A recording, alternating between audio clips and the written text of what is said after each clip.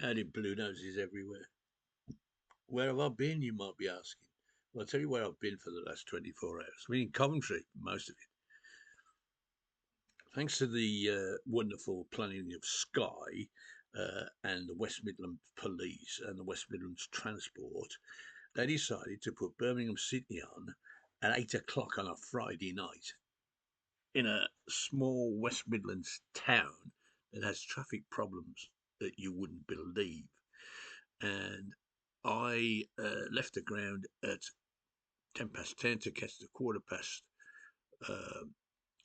11 bus to get back into town to catch the train to London, and arrived at quarter past 11, mainly due to the fact that Fosel Road, which I'm sure you know well, leads into town and there's 5 or 6 buses going down it, was chock-a-block both ways, couldn't move. We had every nutter under the sun from Coventry and Birmingham. And if you want to fight, you idiots, go and find somewhere else to do it, not the bloody Frozell Road when people are trying to get home. Anyway, I had to book into a hotel because I missed the train by an hour.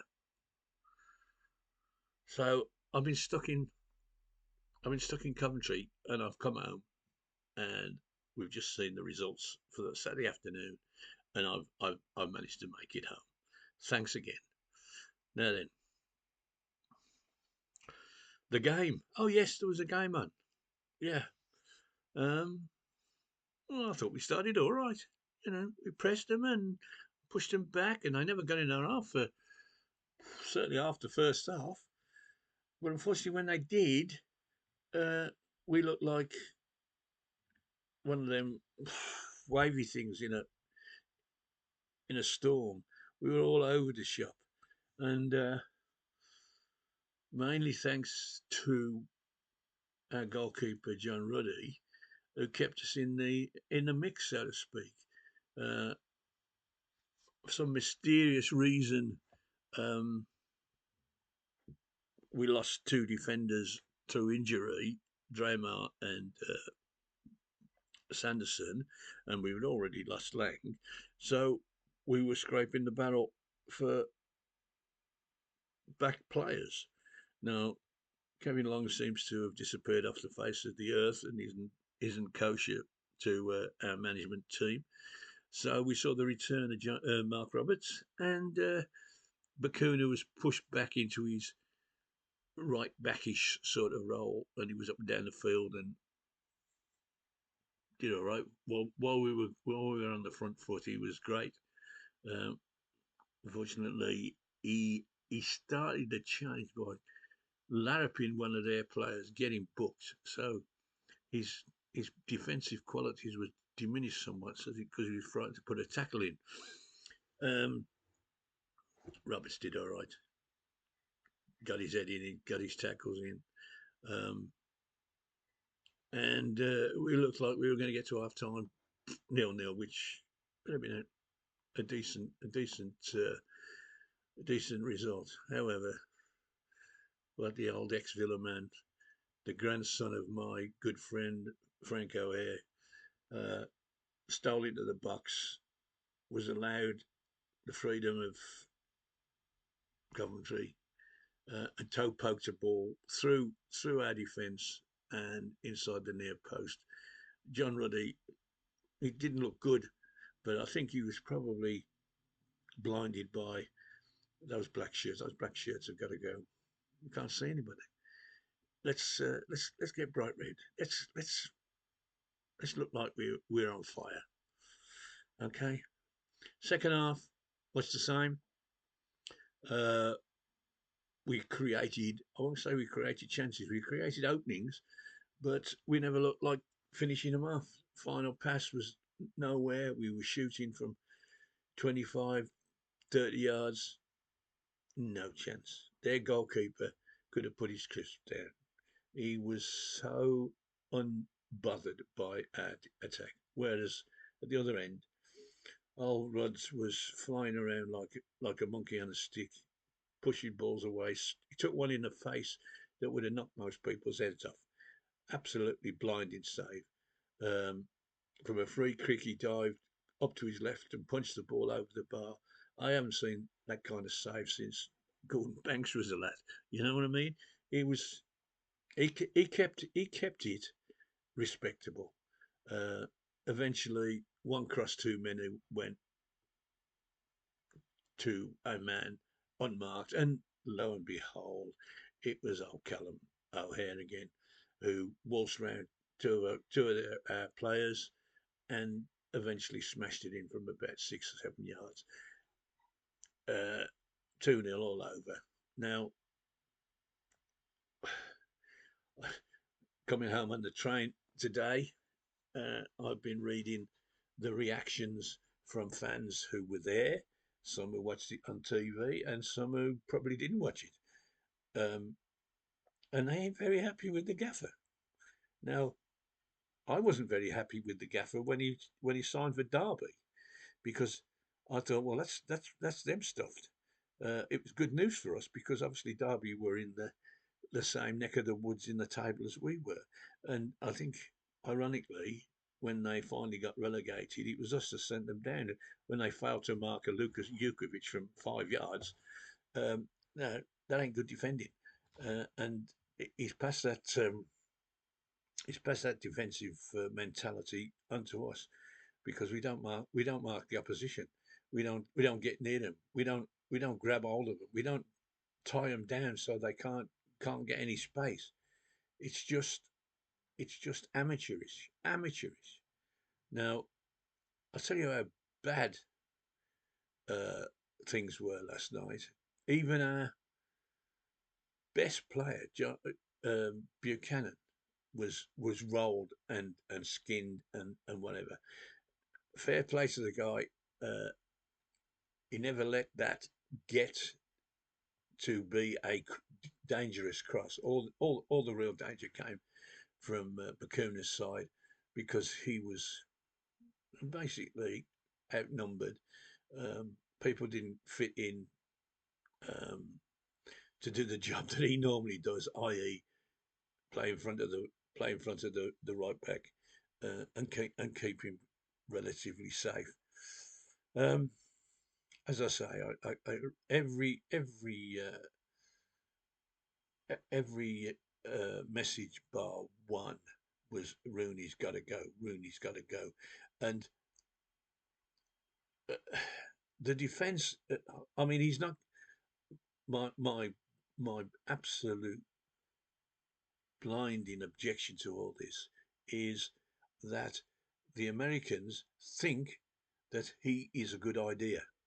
Well, he's not.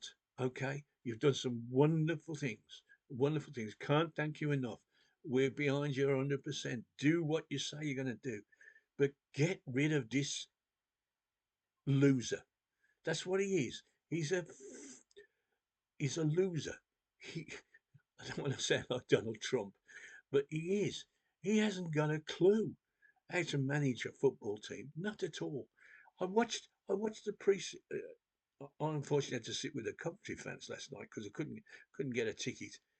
And after the stadium's empty at that end, I could have sat that in. Why not? My money's as good as anybody else, and I've travelled up from the south coast to watch this shambles. Anyway, I digress. I was watching the shooting practice, right? And I don't know who the two coaches were. One of them may have been Ashley Cole, or may not have been. He was a black guy. That's all I know.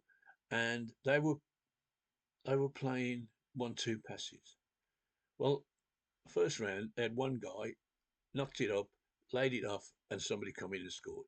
And they probably scored 8 out of 10. Then they made it a double, so there was a pass between the two coaches, and then well, nobody scored. No, nobody got the ball. The coaching style, the coaching methods was pathetic. It was embarrassed. You wouldn't have, you would, if you'd have put on a session like that to pass a level one uh, FA coaching badge, which is basically coaching 10-year-olds, you'd have failed. You'd have failed because you couldn't put on a session like that and expect professional footballers to respond. It was shocking. Now then, what else have we got to talk about? Nothing. Oh, Sky. 8 o'clock on a Friday night in Coventry near the Fosal turnoff on the motorway. Well, asking for trouble. There was fighting, there was lunacy. Uh, the ground, I haven't been there for 15 years, and the ground has changed dramatically. And this bloody arena that they've stuck on it takes away all the room and the car parking and the and where you could, you could walk around the ground and whatever. I, the fence is about 20 feet from the wall, and you had to tiptoe round. Um, couldn't get a couldn't get a drink to save your life. I was only in there an hour before the kickoff. Couldn't get in anywhere near getting served. Half time I needed to pee. Couldn't get anywhere near the toilets. So basically I went down the other end and walked in the exit. Else I'd have been piddling in the bar. It was awful, awful. Now we held Olympic Games matches in that stadium. It's supposed to be something special, but it's been ruined. I'm not blaming Coventry City for this because it ain't their ground. What's happened is that they've expanded it while Coventry City have been away, and now it is, let's say, an inefficient football ground. It's not a comfortable day, and you do not want to be playing football matches in the West Midlands on a Friday night at 8 o'clock. I've been coming home from work in that area and getting home 5, 6 o'clock on a Saturday evening, on a Friday evening. I mean, terror, absolute terror. I once got stuck there for a couple of hours because the Crofts was on at the NEC. Now, bloody dog show stops everything. A football match with 27,000 people there. Come on. And what have Sky got to show for it? All they want to do is talk to Wayne Rooney. What are they going to talk to him about? They better show his overhead kick against Man City and his 25-yarder against Everton when he was a baby, because there ain't no football he can talk about. I promise you, he ain't got a clue. Okay, I've had enough. I've really had enough. We got a Cardiff on Wednesday night. They won again today. They're 7th in the table. We're 17th.